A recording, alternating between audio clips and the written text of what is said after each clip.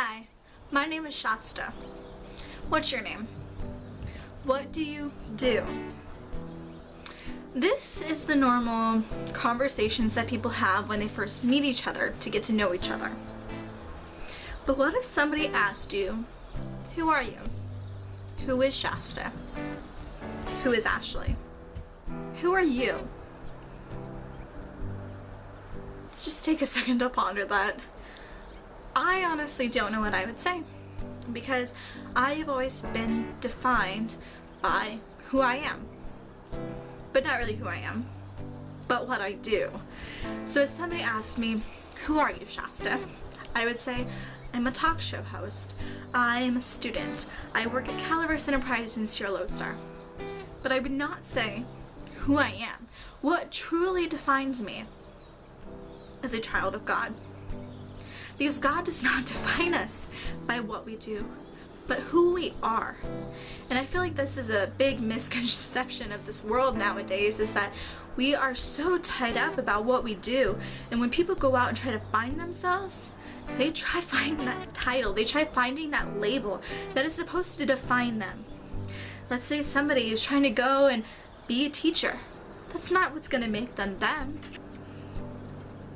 And the point is that instead of going out and finding that job title or that label that you want to be connected to in this world, it's not going to define who you are. You might think it is, but there's a deeper inner level of you that you might not see, but God created each and every one of us to have our own unique characteristics and strengths and weaknesses and things that make us up to be us and to help us with our purpose. So once we know who we are, we can go out and to fulfill that purpose and to really truly demonstrate that label.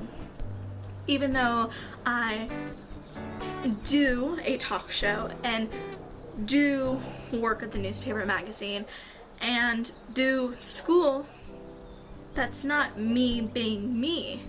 That's just me doing this types of things. I really hope this makes sense, but I just got back from a really amazing worship service and just a really great time of fellowship. There's so many people crying, and there was lots of healing and forgiveness going on, and it was just absolutely incredible. The actual message it was like maybe 10 minutes long, just because of how amazing just the fellowship was in the room of everybody praying, and it was really, really incredible. And then I went on a coffee date with a really, really good friend, Heather Murdoch, and she's also a talk show host, which, obviously doesn't define her. She's an amazing woman of God. She's a mother. She's caring. Just so many different things that make her without, the talk show and things like that. So we got to talking, and I just really want to share this with you guys. I can no way, shape, or form tell you guys how to be you, because frankly, I'm not even quite sure what it means to be Shasta. So I'm in the process of doing that, and this is me just really being real with you guys, because Shasta's journey is all about real people with real stories, and this is a part of my story right now. It's just me really trying to figure out who is Shasta.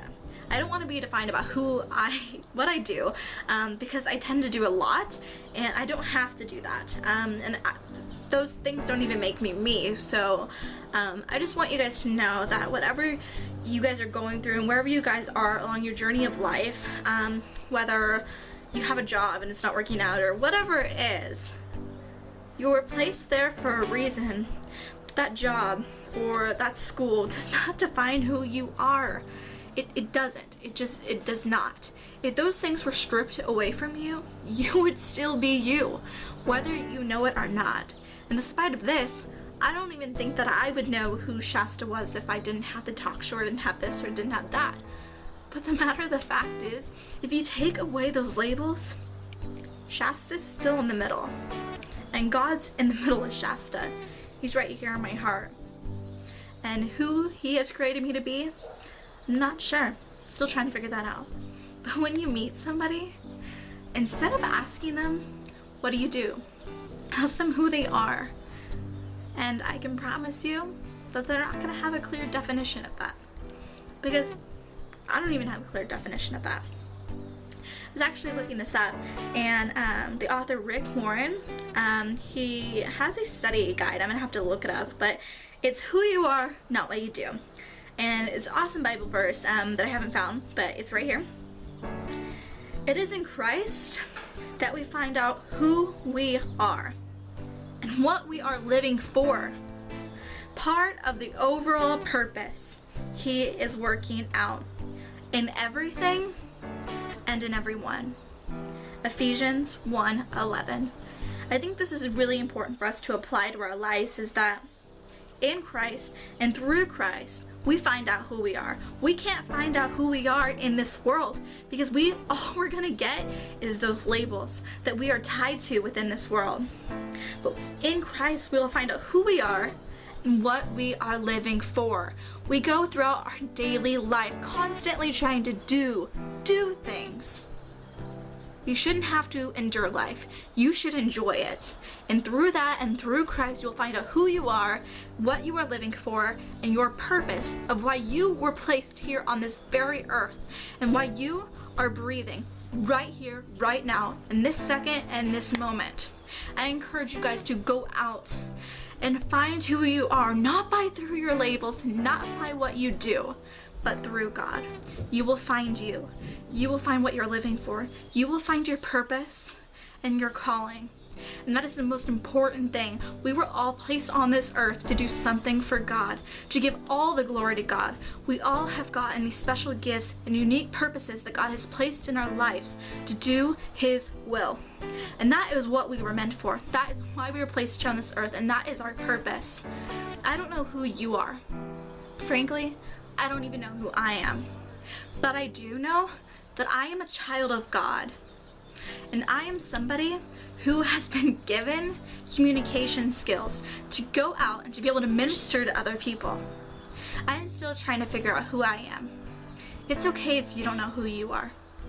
You might know what you do. I know what I do. But that doesn't define me, and that does not make me who I am. But I encourage you guys, through God and in God, you will find who you are, what you're living for, and find your purpose. 3 main things. First off, you have to know who you are to know what you're supposed to do. Not do something and find out who you are. So know who you are, do what you gotta do, and live your life for God. Remember, you shouldn't have to endure life. You should enjoy it. And you can do that through God by knowing who you are, by knowing what you're living for, and knowing your purpose. Without those 3 things, you could be going throughout life and letting the seconds and minutes go by and wasting the precious gifts and talents that God has placed in your life and in you. As He made you, He knows you by name.